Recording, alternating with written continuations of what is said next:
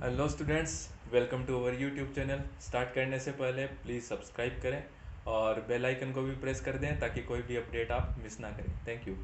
So last video के आगे ही continue study कर रहे हैं, ठीक है। लास्ट वीडियो में हमने मास डिफेक्ट स्टडी कर लिया था, बाइंडिंग एनर्जी भी स्टडी की थी। क्या होता है बाइंडिंग एनर्जी? जो मास डिफेक्ट में जो कमी होती है, ठीक है, मास में जो कमी होती है, अकॉर्डिंग टू आइंस्टीन वो एनर्जी में कन्वर्ट हो जाती है, ठीक है। और जो वो एनर्जी क्या करती है, न्यूक्लियंस को न्यूक्लियस में बाउंड रखती है। इसलिए इस एनर्जी को हम क्या कहते हैं, बाइंडिंग एनर्जी कहते हैं। तो बेसिकली ये क्या करती है, प्रोटॉन्स और न्यूट्रॉन्स को न्यूक्लियस में बाउंड रखने काम आती है, ठीक है। यहाँ हम दूसरे तरीके से ऐसे भी इसको समझा था कि प्रोटॉन्स और न्यूट्रॉन्स को रिलीज करने के लिए जो एनर्जी दी जाती है वो क्या होती है, बाइंडिंग एनर्जी होती है, ठीक है। सो इस वीडियो में हम मास नंबर और बाइंडिंग एनर्जी के बीच में ग्राफ स्टडी करेंगे, ठीक है। सो जैसे जैसे मास नंबर इंक्रीज होता जाता है वैसे वैसे बाइंडिंग एनर्जी में क्या वेरिएशन आते हैं, ठीक है। सो एक ग्राफ आप देख रहे होंगे, ठीक है। इस ग्राफ में आप देखिए,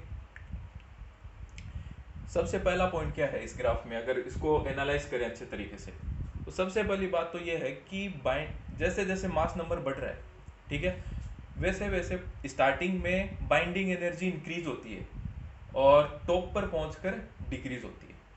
तो फर्स्ट पॉइंट तो ये है कि स्टार्टिंग में जो बाइंडिंग एनर्जी का कर्व है वो मास नंबर के अकॉर्डिंग स्टार्टिंग में तेजी से इंक्रीज हो रहा है, ठीक है, तेजी से बढ़ रहा है, और टॉप पर पहुंचकर स्लोली डिक्रीज हो रहा है, ठीक है।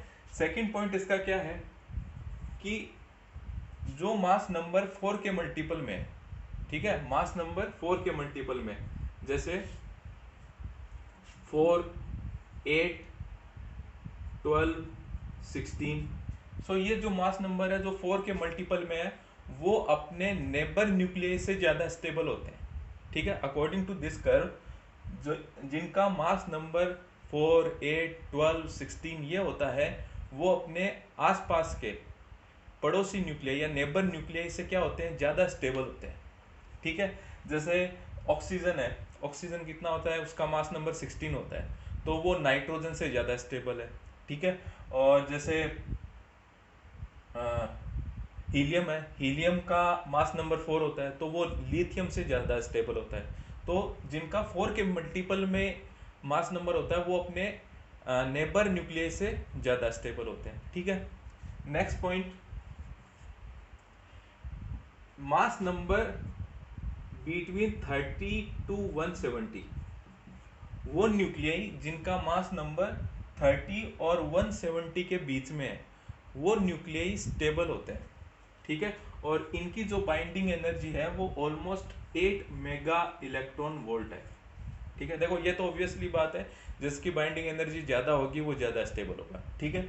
सो 30 टू 170 के बीच के जो न्यूक्लियाई है उनकी binding energy almost 8 mega electron volt constant है, ठीक है। आप देख रहे हो टॉप पे जाने के बाद में कॉन्स्टेंट ग्राफ मिल रहा है, ठीक है। तो ऑलमोस्ट जो एनर्जी है सभी न्यूक्लियाई की 30 टू 170 के बीच में वो 8 मेगा इलेक्ट्रॉन वोल्ट है, ठीक है ना। तो ये क्या रहता है, ये स्टेबल है, ठीक है। फोर्थ पॉइंट, जिन न्यूक्लियाई का मास नंबर 50 टू 80 के बीच में, ठीक है, 50 टू 80 के बीच में,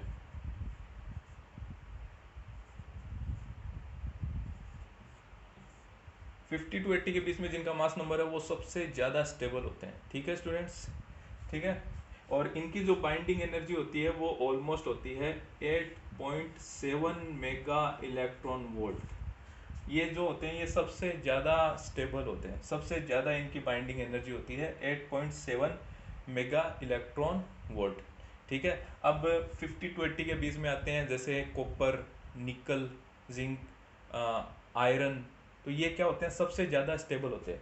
और इनमें से भी सबसे स्टेबल जो होता है वो होता है निकल, ओके। निकल, निकल सबसे ज़्यादा स्टेबल होता है। निकल का जो मास नंबर होता है वो कितना होता है, 62 होता है। निकल का मास नंबर कितना होता है, 62 होता है। ये सबसे ज़्यादा स्टेबल होता है और इसकी निकल की जो बाइंडिंग एनर्जी है वो होती है 8.8 मेगा इलेक्ट्रॉन वोल्ट। सबसे ज़्यादा स्टेबल होता है निकल इसकी बाइंडिंग एनर्जी जितने भी न्यूक्लियाई सबसे ज़्यादा होती है 8.8 मेगा इलेक्ट्रॉन वोल्ट। इसके बाद आता है आयरन। ठीक है, आयरन का मास नंबर होता है 60।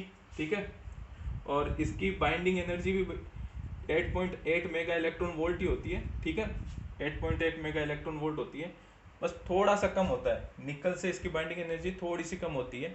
ठीक है, 8.8 मेगा इलेक्ट्रॉन वोल्ट की समथिंग ही होती है। सो ये क्या होते हैं, कोबाल्ट है, निकल है, आयरन है, ये सबसे ज़्यादा स्टेबल न्यूक्लियाई है। ठीक है, नेक्स्ट पॉइंट है वो न्यूक्लियाई जिनका मास नंबर 10 से कम है। ठीक है, और वो न्यूक्लियाई जिनका मास नंबर 200 से ज़्यादा है। ठीक है, जिनका मास नंबर या तो 10 से कम है, ठीक है, बिलो 10 है, या अबाउ 200 है, ये जो न्यूक्लियाई होते हैं ये सबसे ज़्यादा अनस्टेबल न्यूक्लियाई होते हैं। ओके, सो स्टूडेंट नेचर में क्या होता है, जो भी अनस्टेबल क्वांटिटी होती है, जो भी अनस्टेबल थिंग है, वो स्टेबल कंडीशन में आने की कोशिश करती है। सो ये जो न्यूक्लियाई है जिनका मास नंबर 10 से कम है, बिलो 10 है, वो भी क्या करेंगे, जो मिडिल न्यूक्लियाई है, जो बीच वाले जो न्यूक्लियाई है, जो स्टेबल पोजीशन में है, वहां पर जाने की कोशिश करेंगे। ओके, सो अब ये न्यूक्लियाई है वो कैसे जाएंगे, मिडिल न्यूक्लियाई है वहां पर कैसे जाएंगे, तो ये वहां पर ऐसे जाएंगे, कोई भी दो हल्के हल्के या जो लाइट न्यूक्लियाई है वो आपस में क्या करेंगे, मिल जाएंगे। ठीक है, और वो फॉर्म करेंगे एक हेवी न्यूक्लियाई। ठीक है, तो इससे ये क्या करेंगे, मिडिल न्यूक्लियाई में आएंगे, इसे हम कहते हैं फ्यूजन।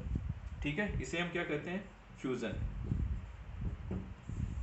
फ्यूजन का मतलब दो लाइट न्यूक्लियाई मिलकर एक हेवी न्यूक्लियस का फॉर्मेशन करते हैं, इसे हम क्या कहते हैं, फ्यूजन, ताकि क्या हो, वो स्टेबल कंडीशन में आ जाए। ओके, नाउ ये जो न्यूक्लियाई होते हैं जो हेवी होते हैं, जिनका मास नंबर 200 से ज़्यादा है, वो भी क्या होते हैं, वो बहुत अनस्टेबल होते हैं। तो ये स्टेबल कंडीशन में आने के लिए या फिर जो मिडिल न्यूक्लियाई है उनमें आने के लिए ये क्या करेंगे, ये ब्रेक हो जाएंगे, दो लाइट न्यूक्लियाई में ये ब्रेक हो जाएंगे। इस इवेंट को हम कहते हैं फिजन। ओके, इसे हम क्या कहते हैं, फिजन कहते हैं। ठीक है, ये क्या हो जाएगा, लाइट न्यूक्लियाई में ब्रेक हो जाएगा हेवी न्यूक्लियाई, ताकि ये मिडिल न्यूक्लियाई में आ जाए। इन दोनों प्रोसेस में एनर्जी रिलीज होती है, और इन दोनों प्रोसेस में बाइंडिंग एनर्जी इंक्रीज हो जाती है। दो लाइट न्यूक्लियाई मिलकर फ्यूजन करेंगे तो उनकी बाइंडिंग एनर्जी बढ़ जाएगी, और heavy nucleus to light nuclei में कन्वर्ट होगा तो उनकी बाइंडिंग एनर्जी इंक्रीज हो जाए। बाइंडिंग एनर्जी इंक्रीज होती है दोनों की, और एनर्जी रिलीज होता है, mass due to mass defect. So students, ये जो ग्राफ है इससे कुछ इंपॉर्टेंट फैक्ट्स निकलते हैं। सबसे पहला फैक्ट है वो न्यूक्लियस जिनका Z और A दोनों इवन हो, यानी Z भी इवन हो और A भी इवन हो। Z तो क्या होता है, एटॉमिक नंबर, और A क्या होता है, मास नंबर। ये दोनों अगर इवन होंगे तो जो न्यूक्लियस होगा वो स्टेबल होगा। ठीक है, दूसरा फैक्ट ये है, Z भी ओड हो, ओड नंबर में हो, और A क्या हो, वो भी ओड नंबर में हो, तो वो क्या होगा, वो अनस्टेबल होगा। ठीक है, एक्सेप्शन इसका एक है, अब वो न्यूक्लियाई जिनका Z तो ओड हो लेकिन A यानी मास नंबर अगर इवन हो, ठीक है, Z तो कैसा हो, ओड, और A कैसा हो, इवन, तब वो न्यूक्लियाई क्या होंगे, वो अनस्टेबल होंगे। ठीक है ना, वो क्या होंगे, अनस्टेबल। अनस्टेबल न्यूक्लियाई होंगे, जैसे हाइड्रोजन, लिथियम, बोरोन, नाइट्रोजन। ठीक है, हाइड्रोजन का Z होता है 1, ये 3, बोरोन का 5, नाइट्रोजन का 7, और इनका मास नंबर होता है, इसका हाइड्रोजन का 2, लिथियम का 6, बोरोन का 10, और नाइट्रोजन का 14। ओके, सो इनका Z क्या है, ओड है, और इनका मास नंबर क्या है, इवन है, लेकिन ये क्या होते हैं, अनस्टेबल होते हैं। ओके, एक इंटरेस्टिंग फैक्ट और है कि कई बार एग्जाम में ऐसा पूछा जाता है कि what is zero binding energy.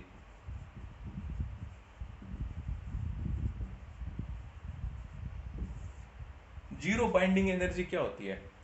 इसका मतलब ये है कि वो न्यूक्लियस जिसकी बाइंडिंग एनर्जी जीरो हो, यानी ऐसा न्यूक्लियस जिसको न्यूक्लियॉन्स को बाउंड करने के लिए कोई एनर्जी नहीं चाहिए, ठीक है। तो बेसिकली जीरो बाइंडिंग एनर्जी क्या होती है कि वो एनर्जी वो न्यूक्लियस जिसको हमें बिना कोई एनर्जी दिए प्रोटॉन्स और न्यूट्रॉन्स सेपरेट हो जाए, वो एनर्जी क्या होगी? Zero binding energy. The nucleus will be separated into protons and neutrons without any energy. उस एनर्जी को हम क्या कहेंगे? Zero binding energy. The nucleus will be separated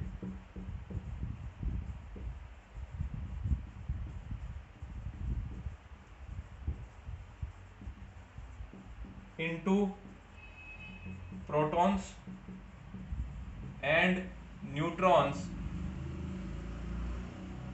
without any energy। ठीक है, बिना किसी एनर्जी के प्रोटॉन और न्यूट्रॉन क्या हो जाते हैं? सेपरेट हो जाते हैं। इसे हम क्या कहते हैं? जीरो बाइंडिंग एनर्जी कहते हैं। सो स्टूडेंट्स, आपका मास डिफेक्ट और nuclear binding energy topic complete होता है यहाँ पर।